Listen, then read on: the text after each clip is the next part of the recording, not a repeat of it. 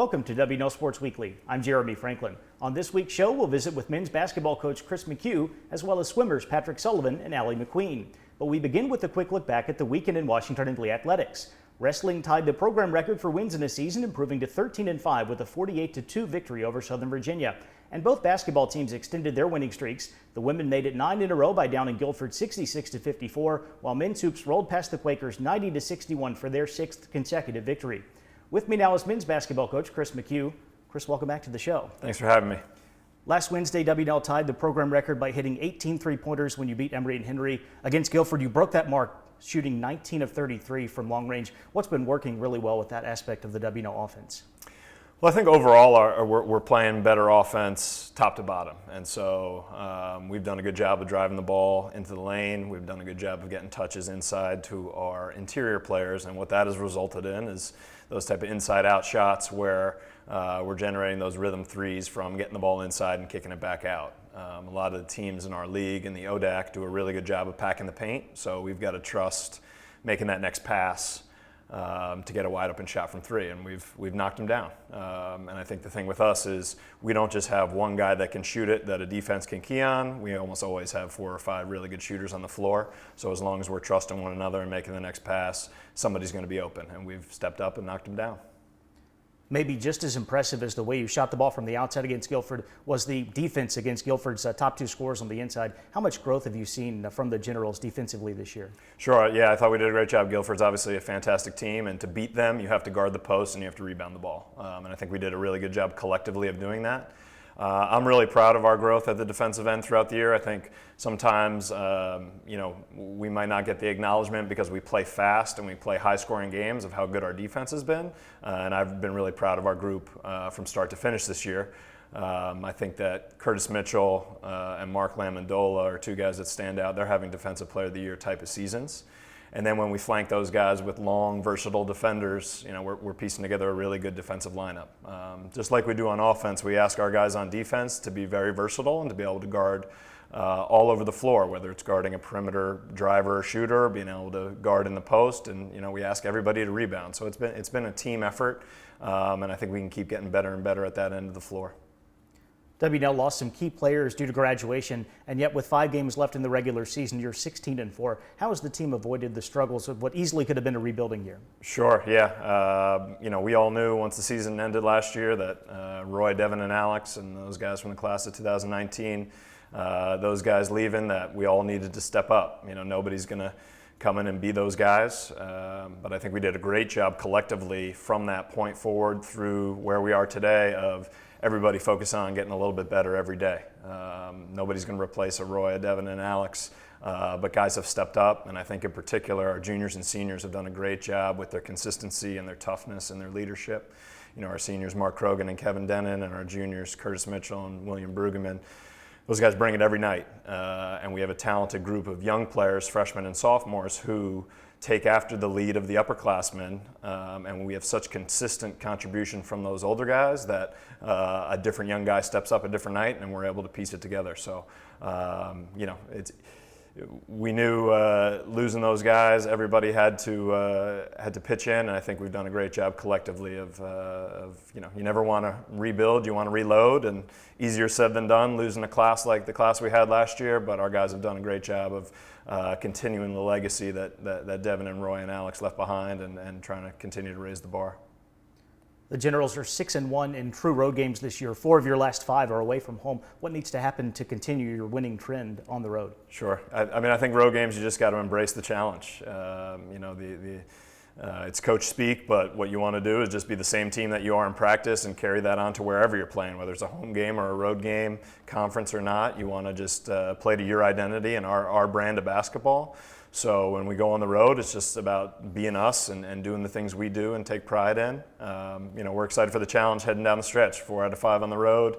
really good teams that we're going to be competing against, and it's an opportunity for us to continue to get better and continue to grow. So, just like in a home game where you want to play well and get your fans involved and get some crowd noise and some enthusiasm, you got to embrace the challenge on the road of wanting to play really well so that the crowd's silent. So, we're excited for it. Starts tonight with Shenandoah, and we're looking forward to that game tonight and really going on the road and continuing our good road play. Chris, thank you for joining us. Good luck with the rest of the year. Thanks, Jeremy. Here with me in the studio is Ali MacQueen, senior swimmer from Memphis, Tennessee. Ali, welcome to the show. Thank you. The Generals head to Greensboro for the ODAC Championship, which begins on Thursday. Describe the team's mentality as the conference meet gets underway. I think with Taper, we all just get very excited and very just excited to be there and all in high spirits. And with our team traditions that we do, I think it just gets everybody's head in the game, I guess, and excited to get there and swim. What are the Generals' goals for this weekend?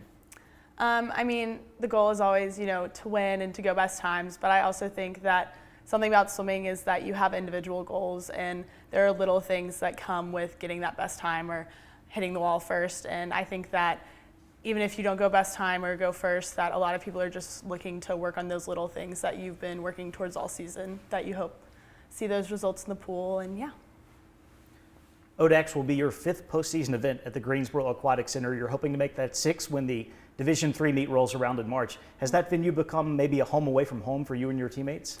I think there's definitely something to be said for home team advantage, and with swimming, all competition pools are different, and so to learn those little intricacies during warm-ups and that sort of thing, I think being able to have swam there for past years, especially when going into NCAAs, I think that just having that familiarity is a huge advantage, and it helps, if anything, to calm some nerves going into the meet.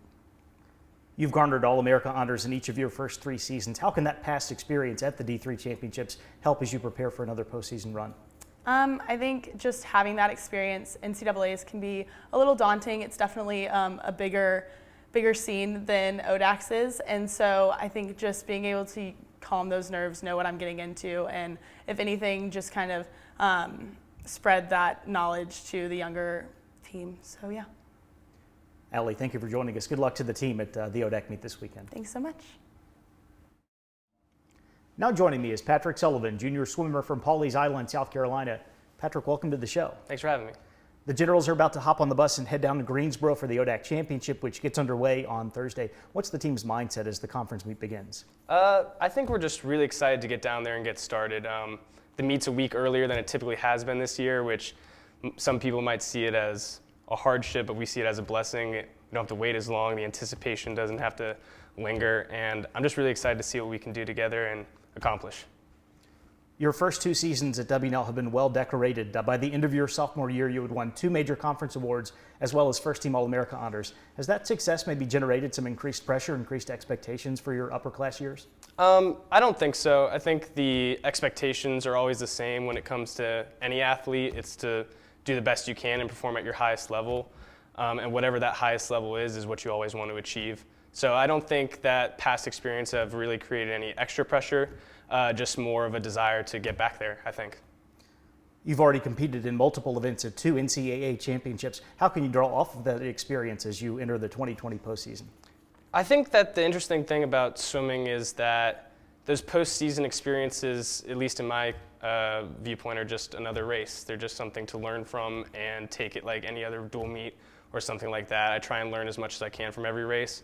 So those swims in general aren't something I look forward to or look to as experience for what I should do in the future. I look for it as a totality of what I've accomplished so far and how can I move forward from there.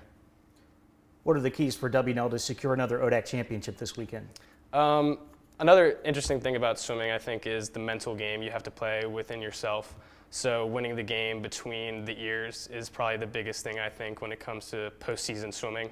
And I think Coach and our team have really created an atmosphere where we've become mentally stronger this season and overcome challenges that we know going into the meet and some we don't even know until we get behind the blocks. So I think in order to succeed, winning that game between the ears is going to be the most important part. Patrick, thank you for joining us. Best of luck to the team in Greensboro. Thank you so much. Here's a look at the upcoming weekend. The swimming teams travel to the Greensboro Aquatic Center for the ODAC Championship meet, which gets underway Thursday. On Saturday, wrestling heads to Westminster, Maryland for Centennial Conference matches against Johns Hopkins, Ursinus, and the Merchant Marine Academy. Men's and women's track and field will compete in the Noke Elite Meet in Salem. The 13th ranked men's lacrosse team kicks off the year against number 7 York at Wilson Field, and women's basketball visits Randolph-Macon. On Sunday, riding will co-host the W&L JMU Invitational at the Virginia Horse Center, while women's tennis faces Christopher Newport on the road. For W&L Sports Weekly, I'm Jeremy Franklin. Thanks for watching.